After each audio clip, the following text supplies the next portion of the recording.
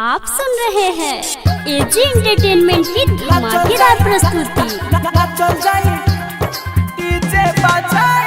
Music by DJ Kanchan Raj, Hajipur Vaishali.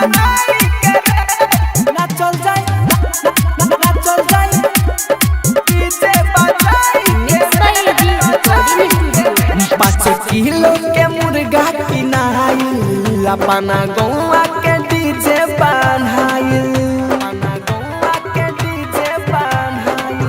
5 kilo के मुर्गा किनाइल अपना गौआ के डीजे बान्हाइल। हो आगे आगे रही ट्राली केहू रही नहीं खाली, आगे आगे रही ट्राली केहू रही नहीं खाली।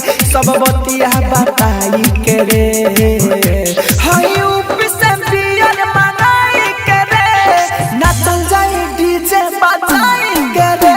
रे ऊपर से बियर मंगाई के रे, नाचल जाई डीजे बजाई के रे। Music by DJ Kanchan Raj, Hajipur Vaishali. Mix by AG recording studio.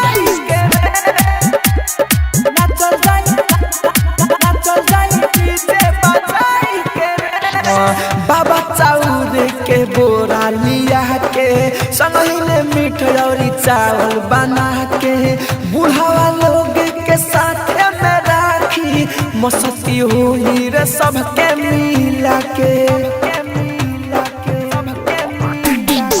बाबा चाउर के बोरा लिया के संगही में मिठाई चावल बना के बुढ़ावा लोग के साथ में राखी मस्ती होई रे सबके मिला के।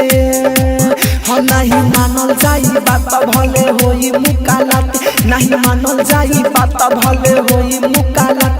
आज सबके देखाई के रे हई ऊपर से बियर मंगाई के रे, नाचल जाई डीजे बजाई के रे। रे ऊपर से बियर मंगाई के रे, नाचल जाई डीजे बजाई के रे। Music by DJ Kanchan Raj, Hajipur Vaishali. Mix by AG recording studio.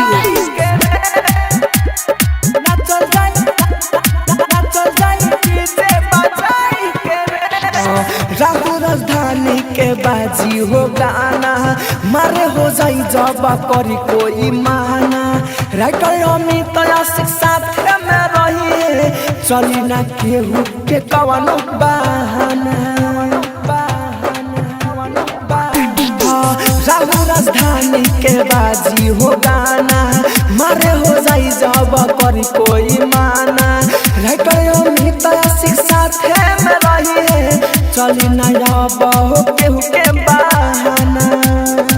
हाँ भले होई जाई रात केहू छोड़ी नहीं साथ, भले होई जाई रात केहू छोड़ी नहीं साथ। संग सबके झुमाई के रे हई ऊपर से बियर मंगाई के रे, नाचल जाई डीजे बजाई के रे। रे ऊपर से बियर मंगाई के रे, नाचल जाई डीजे बजाई के रे। स्टूडियो रोशनपुर सपहा।